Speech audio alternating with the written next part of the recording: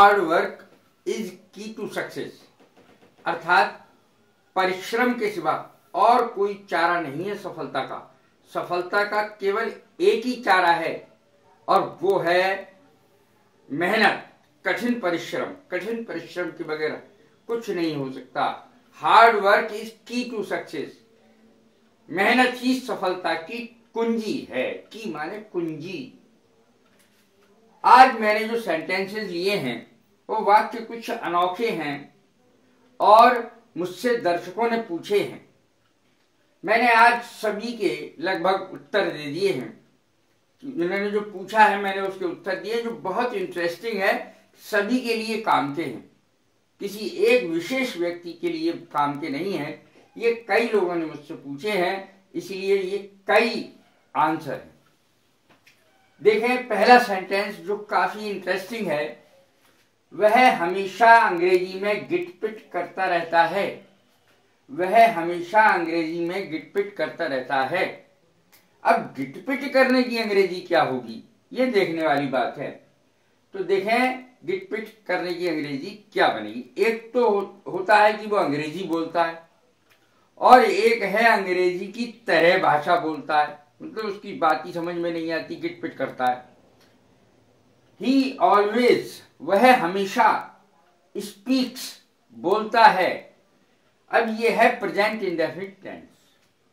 ही always speaks, वह हमेशा बोलता है। इंग्लिश लाइक लैंग्वेज, इंग्लिश की तरह भाषा। इंग्लिश की तरह भाषा, इंग्लिश नहीं, इंग्लिश की तरह भाषा बोलता है। ही always speaks English like language, अर्थात वह अंग्रेजी की तरह कुछ गिटपिट करता रहता है, समझ में नहीं आता क्या बोलता है। फिर दूसरा सेंटेंस, तुम किस गिनती में हो या तुम्हें कौन गिनता है। सेंस ये है कि आजकल तुम्हें कौन पूछ रहा है, कौन गिन रहा है तुम्हें, कौन हो। इसकी अंग्रेजी क्या बनेगी, तुम किस गिनती में हो या तुम्हें कौन गिनता है या तुम्हें कौन पूछता है। हु काउंट्स यू, तुम्हें कौन गिनता है। काउंट माने गिनना, हु माने कौन, यू माने तुम्हें। हु काउंट्स यू, तुम्हें कौन गिनता है। एमंग द इंपॉर्टेंट पीपल, अर्थात महत्वपूर्ण व्यक्तियों में तुम्हारी गिनती कहां से आ गई। तुम कौन हो, तुम्हें कुछ नहीं, तुम कुछ नहीं हो। Who counts you among the important people. देखें, फिर से देखें, तुम किस गिनती में हो या तुम्हें कौन गिनता है। Who counts you among the important people. यहां पर यू तक सेंटेंस खत्म है, लेकिन मैंने स्पष्ट करने के लिए एमंग द इंपॉर्टेंट पीपल लगाया है। हु काउंट्स यू, तुम किस गिनती में हो, तुम्हें कौन गिनता है। यहीं तक समाप्त हो जाता है वैसे वाक्य, लेकिन मैंने who counts you among the important people से अर्थ को स्पष्ट कर दिया। महत्वपूर्ण व्यक्तियों में, इंपॉर्टेंट पीपल माने महत्वपूर्ण व्यक्ति। कौन गिनता है तुम्हें, महत्वपूर्ण व्यक्तियों में, अर्थात तुम्हें कौन पूछता है।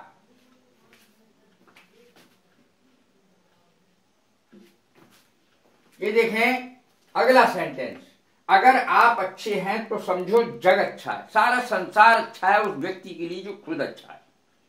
उसे अच्छे ही व्यक्ति मिलते हैं, जानी क्या बात है। जो आदमी खुद अच्छा होता है, जिसका मन अच्छा होता है, उसके लिए दुनिया में उसे अच्छे ही व्यक्ति प्राप्त भी होते हैं, मिलते भी हैं। अगर आप अच्छे हैं तो समझो जग अच्छा है। गुड माइंड, अच्छा मन। माइंड माने मन, दिमाग भी होता है इसका, लेकिन माइंड माने मन। गुड माइंड, अच्छे मन वाले व्यक्ति को अच्छा, इसको माइंड को कहते हैं मन। गुड माइंड, अच्छे को सब अच्छा ही मिलता है। जिसका दिल अच्छा है उसके लिए संसार ही अच्छा है। गुड फाइंड माने अच्छी चीज मिलना। गुड माइंड, गुड फाइंड, अच्छे को अच्छी चीज ही मिलती है। अगला सेंटेंस है, आज मेरे पेट में गुड़गुड़ है।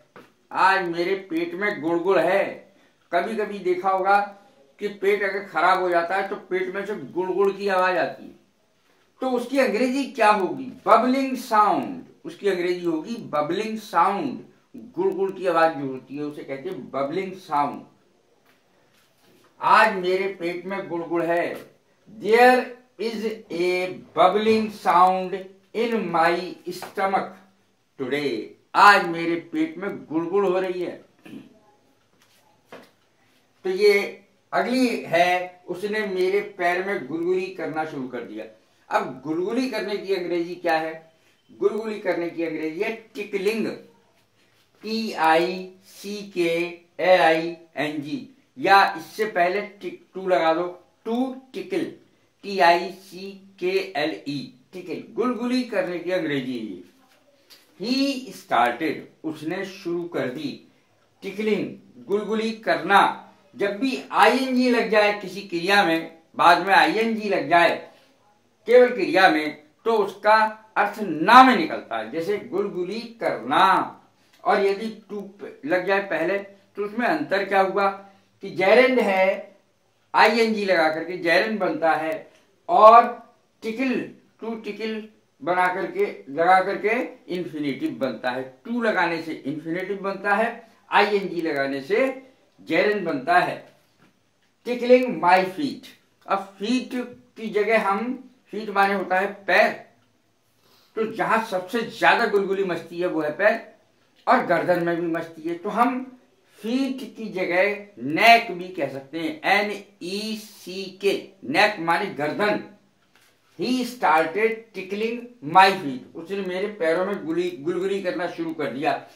फीट की जगह हम नेक भी लिख सकते हैं, NECK, नेक। नेक माने गर्दन। उसने मेरी गर्दन में गुलगुली करना शुरू कर दिया। ही स्टार्टेड टिकलिंग माई नेक। इस तरीके से उसकी अंग्रेजी बनेगी। इस गुत्थी को केवल आप ही सुलझा सकते हैं। इस गुत्थी को केवल आप ही सुलझा सकते हैं। इसकी अंग्रेजी क्या बनेगी? यू एलोन, केवल तुम ही। यू एलोन, केवल तुम ही। कैन सॉल्व, सॉल्व कर सकते हो, हल कर सकते हो। दिस रिडल, ये पहेली, या प्रॉब्लम, समस्या। You alone can solve this riddle या प्रॉब्लम। कुछ भी लिख सकते हैं जो सेंटेंस होगा। और गुत्थी की अंग्रेजी क्या बनेगी? प्रॉब्लम या रिडल। इस गुत्थी को केवल आप ही सुलझा सकते हैं। इसकी अंग्रेजी मैंने बताई। इस कमरे में बड़ी घिचपिच है। अब जब कभी शादी ब्याह होते हैं तो लोग भर जाते हैं, बहुत सारे मेहमान आकर के एक ही कमरे में भर जाते हैं, तो कमरे में घिचपिच हो जाती है। घिचपिच की अंग्रेजी है क्राउडिंग। क्राउडिंग, क्राउड माने भीड़, क्राउडिंग माने घिचपिच। CROWDING, क्राउडिंग, घिचपिच। There is so much crowding in the room. कमरे में बहुत घिचपिच है। There is so much crowding in the room. मैं बिल्कुल धीरे धीरे करके पढ़ा रहा हूं ताकि एक एक शब्द आपको समझ में आ सके। हो सकता है कि कुछ को दिखाई ना देता हो ढंग से, तो इसलिए मैं बिल्कुल स्पष्ट करके धीरे धीरे पढ़ाता हूं ताकि सबको समझ में आ जाए। इस कमरे में बड़ी घिचपिच है। There is so much crowding in the room. बिजली जाने पर हमने गैस लैंप जलाया। बिजली जाने पर हमने गैस लैंप जलाया। तो बिजली जाती रहती है और आती रहती है, लेकिन उसकी अंग्रेजी कभी गो या कम से नहीं बनती, बल्कि बिजली फेल होती है हमेशा। इलेक्ट्रिसिटी माने बिजली। व्हेन इलेक्ट्रिसिटी फेल्ड, बिजली जाने पर, इसकी अंग्रेजी क्या होगी? When electricity failed, when supply failed, when electricity failed we lighted the gas lamp. Light, light का क्या है? जो हम स्टोव जलाते हैं, यानी माचिस से, लाइटर से जब हम कोई चीज जलाते हैं तो उसमें लाइट शब्द का प्रयोग किया था जलाने के लिए। We lighted the gas lamp, हमने गैस लैंप जलाया। वह मतलब निकालने को गधे को भी बाप बना लेता है। सेंटेंस कितना बढ़िया है। हम आमतौर पर बोलते ही हैं, he flatters even a fool. Flatter माने चमचेबाजी करना, ही माने वह, फ्लैटर्स माने चमचेबाजी करता है, इवन माने भी, ए माने एक, फूल माने मूर्ख। वो एक मूर्ख की भी चमचेबाजी करता है। कब? टू सर्व, मतलब निकालने के लिए। और मतलब की अंग्रेजी क्या है? Selfish motive. Selfish motive, serve माने निकालने के लिए, मतलब निकालने के लिए। He flatters even a fool to serve his selfish motive. वो अपना मतलब निकालने के लिए गधे को भी बाप बना लेता है। देखिए कितना बढ़िया सेंटेंस है। अब अगला सेंटेंस लेते हैं। वह हर बात खोद खोद कर पूछता है। He makes a searching inquiry. He makes a searching inquiry, खोद खोद कर पूछने की अंग्रेजी है। He makes a searching inquiry about everything. कुछ लोग ऐसे होते हैं जिन्हें हर बात से मतलब होता है, चाहे उनका उस बात से मतलब हो या ना हो, वो तो अपने खोद खोद के पूछते रहते हैं, फालतू में, खाली लोग हैं। क्या है? He makes a searching inquiry about everything. वो हर बात के बारे में खोद खोद के पूछता रहता है। खरबूजा खरबूजे को देखकर रंग बदलता है। खरबूजा खरबूजे को देख करके रंग बदलता है। कभी भी शाब्दिक अंग्रेजी नहीं बनेगी इसकी अंग्रेजी बनेगी कि society moulds a man. Society आदमी को बदलती है। आदमी सोसाइटी को देख करके बदल जाता है। Society moulds a man, company moulds a man, यानी जिसके साथ रहोगे वैसे ही बन जाओगे। सोसाइटी, कंपनी, किसके साथ रहते हैं ये मेन बात है। तो इसीलिए हमेशा अच्छे बच्चों के साथ रहना चाहिए बच्चों को, और प्रत्येक बड़े को भी अच्छे इंसानों से ही दोस्ती करनी चाहिए, क्योंकि अच्छे बनना है तो अच्छे के साथ रहना है। Society moulds a man. खरबूजे को देख करके खरबूजा रंग बदलता है। एक आदमी को देख करके दूसरा आदमी भी वैसा ही होने की कोशिश करता है। अगला सेंटेंस है बहुत शानदार। उसने मेरे किए किराए पर पानी फेर दिया। देखिए कितना बढ़िया सेंटेंस है। उसने मेरे किए किराए पर पानी फेर दिया। और सेंटेंस बहुत छोटा बना। ही अनडिड। अनडिड का मतलब है, देखिए,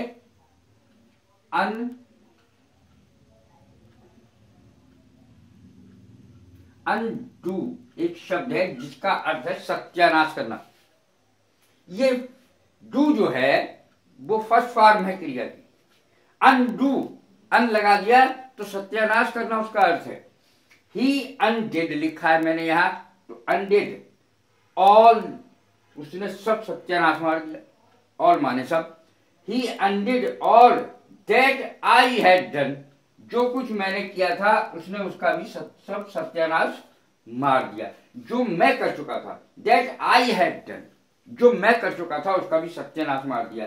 ही अनडिड ऑल, उसने सब सत्यानाश मार दिया। मेरे किए किराए पे पानी फेर दिया। तुमने कमीज उल्टी पहन रखी है। आपने ये तो सुना ही होगा कि सब लोग कमीज पहनते। कमीज पहनने की अंग्रेजी पुट ऑन है, वियर है। लेकिन ये देखिए उल्टी पहन रखी है कि अंग्रेजी कैसे बढ़ेगी। तो ये मैंने इसमें वीडियो में बताया है कि उल्टी कमीज, अब जैसे मान लिया हमने, कई बार ऐसा होता है कि हम सीधी कमीज ना पहन करके उल्टी कमीज पहन लेते हैं, उल्टा स्वेटर पहन लेते हैं, उल्टी पैंट पहन लेते हैं। तो उस उल्टी की अंग्रेजी क्या बनेगी? उल्टी की अंग्रेजी है तुमने कमीज उल्टी पहन रखी है। तो उल्टी की अंग्रेजी है इनसाइड आउट। इनसाइड आउट यानी अंदर की जो चीज है वो बाहर आ गई। आउट माने बाहर, इनसाइड माने अंदर। तो जो अंदर का भाग था कमीज का वो बाहर दिखाई दे रहा है। यू हैव पुट ऑन, आपने पहन ली है। क्या?